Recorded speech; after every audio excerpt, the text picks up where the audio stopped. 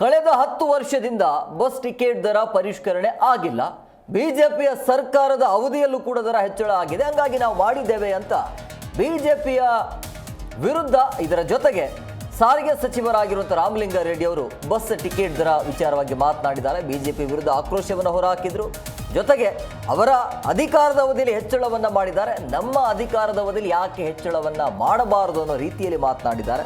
So ಬಿಜೆಪಿಯ ಸರ್ಕಾರದ ಅವಧಿಯಲ್ಲೂ ಕೂಡ ದರ ಹೆಚ್ಚಳ ಮಾಡಿದ್ರು. ದೇಶದಲ್ಲಿ ಈಗ ಡೀಸೆಲ್ ಮತ್ತು ಪೆಟ್ರೋಲ್ ದರ ಕೂಡ ಹೆಚ್ಚಾಗಿದೆ. ಸರ್ಕಾರದ ಜನಪ್ರಿಯತೆಯನ್ನು ಸಹಿಸಲು ಬಿಜೆಪಿಗೆ ಆಗ್ತಾ ಇಲ್ಲ.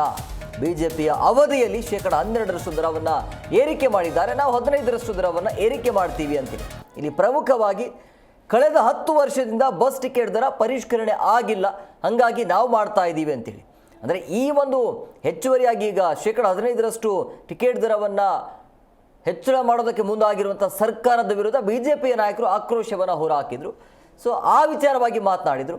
ಬಿಜೆಪಿಯ ಅಧಿಕಾರದ ಅವಧಿಯಲ್ಲೂ ಕೂಡ ಅಲ್ಲಿ ಆ ಟೈಮಲ್ಲೂ ಕೂಡ ಟಿಕೆಟ್ ದರ ಹೆಚ್ಚಳ ಆಗಿದೆ ಅಂತ ಹೇಳಿದ್ದಾರೆ.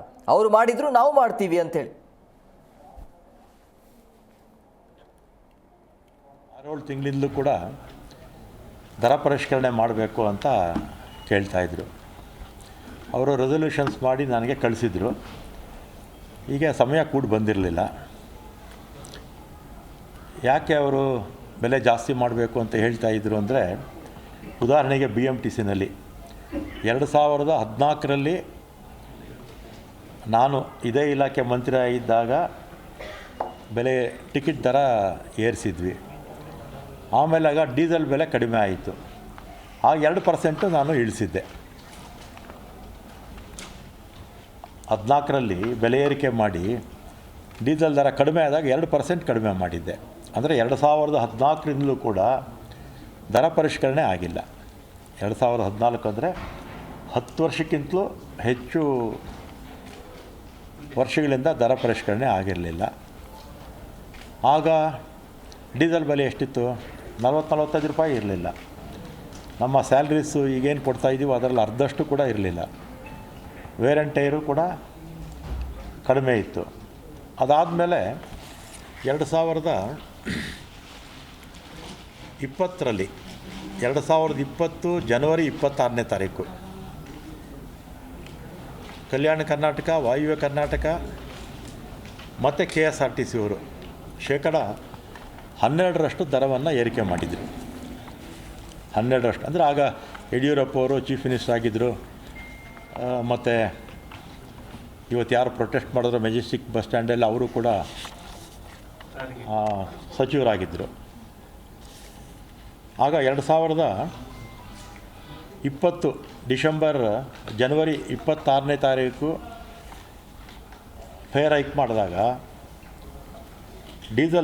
ಡೀಸೆಲ್ಗೆ ಒಟ್ಟು 4 ಕಾರ್ಪೊರೇಷನ್ಗೆ 9,16,00,000 ಖರ್ಚಾಗ್ತಿತ್ತು. ಒಂದಿನಕ್ಕೆ 9,16,00,000 ಖರ್ಚಾಗ್ತಿತ್ತು. ಈಗ 5 ವರ್ಷದಲ್ಲಿ ಅಂದರೆ 4 ವರ್ಷ 11 ತಿಂಗಳಿಗೆ 13,21,00,000 ಪ್ರತಿದಿನ ಖರ್ಚಾಗ್ತಾಯಿದೆ. ಸುಮಾರು ಒಂದು 6-7 ತಿಂಗಳಿಂದಲೂ ಕೂಡ ದರ ಪರಿಷ್ಕರಣೆ ಮಾಡಬೇಕು ಅಂತ ಕೇಳ್ತಾಯಿದ್ರು. ಅವರು ರೆಸೊಲ್ಯೂಷನ್ಸ್ ಮಾಡಿ ನನಗೆ ಕಳಿಸಿದರು. ಈಗ ಸಮಯ ಕೂಡ ಬಂದಿರಲಿಲ್ಲ. ಯಾಕೆ ಅವರು ಬೆಲೆ ಜಾಸ್ತಿ ಮಾಡಬೇಕು ಅಂತ ಹೇಳ್ತಾಯಿದ್ರು ಅಂದರೆ, ಉದಾಹರಣೆಗೆ BMTCನಲ್ಲಿ 2014ರಲ್ಲಿ ನಾನು ಇದೇ ಇಲಾಖೆ ಮಂತ್ರಿ ಆಗಿದ್ದಾಗ ಬೆಲೆ ಟಿಕೆಟ್ ದರ ಏರಿಸಿದ್ವಿ. ಆಮೇಲೆ ಆಗ ಡೀಸೆಲ್ ಬೆಲೆ ಕಡಿಮೆ ಆಯಿತು. ಆಗ 2% ನಾನು ಇಳಿಸಿದ್ದೆ. 14ರಲ್ಲಿ ಬೆಲೆ ಏರಿಕೆ ಮಾಡಿ ಡೀಸೆಲ್ ದರ ಕಡಿಮೆ ಆದಾಗ 2% ಕಡಿಮೆ ಮಾಡಿದ್ದೆ. ಅಂದರೆ 2014ರಿಂದಲೂ ಕೂಡ ದರ ಪರಿಷ್ಕರಣೆ ಆಗಿಲ್ಲ. 2014 ಅಂದರೆ 10 ವರ್ಷಕ್ಕಿಂತಲೂ ಹೆಚ್ಚು ವರ್ಷಗಳಿಂದ ದರ ಪರಿಷ್ಕರಣೆ ಆಗಿರಲಿಲ್ಲ. ಆಗ ಡೀಸೆಲ್ ಬೆಲೆ ಎಷ್ಟಿತ್ತು? 40-45 ರೂಪಾಯಿ ಇರಲಿಲ್ಲ. ನಮ್ಮ ಸ್ಯಾಲ್ರೀಸು ಈಗೇನು ಕೊಡ್ತಾಯಿದ್ದೀವೋ ಅದರಲ್ಲಿ ಅರ್ಧಷ್ಟು ಕೂಡ ಇರಲಿಲ್ಲ. ವೇರ್ ಆ್ಯಂಡ್ ಟೈರು ಕೂಡ ಕಡಿಮೆ ಇತ್ತು. ಅದಾದಮೇಲೆ 2020 ಜನವರಿ 26ನೇ ತಾರೀಕು ಕಲ್ಯಾಣ ಕರ್ನಾಟಕ, ವಾಯುವ್ಯ ಕರ್ನಾಟಕ ಮತ್ತು KSRTC ಅವರು 12% ದರವನ್ನು ಏರಿಕೆ ಮಾಡಿದರು. 12% ಅಂದರೆ ಆಗ ಯಡಿಯೂರಪ್ಪ ಅವರು ಚೀಫ್ ಮಿನಿಸ್ಟರ್ ಆಗಿದ್ದರು.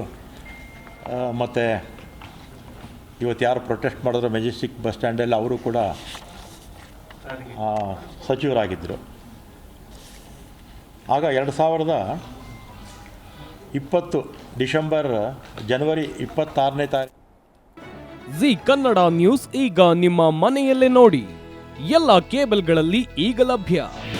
ನಿಮ್ಮ ನೆಚ್ಚಿನ ಜಿ ಕನ್ನಡ ನ್ಯೂಸ್ ಈಗ ಸನ್ ಡೈರೆಕ್ಟ್ ನಲ್ಲಿ number 292, Tata play number 1664, Jio TV number 1334, NXT digital number 30, in cable number 30, city networks 51, U digital number 162, GTPL number 17, Rockline telecommunications number 42, Shri Basaveshwara cable number 168, rural cable network 60, Vinayaka digital 57, Abhishek cable 821, city channel 53, Siddeshwara cable network 57, V4 digital Infotech 628, Surya digital networks 53, Gajanan digital number 836, Malnad Infotech private limited number